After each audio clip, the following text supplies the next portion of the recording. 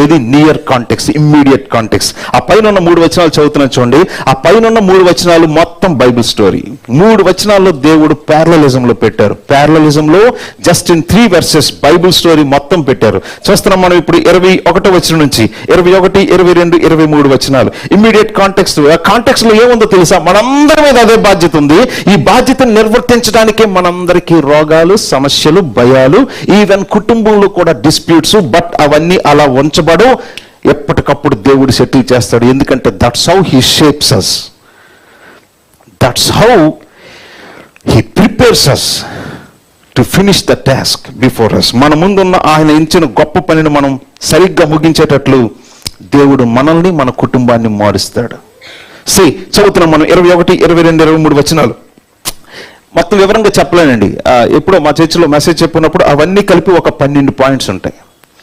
అవన్నీ చెప్పలేను.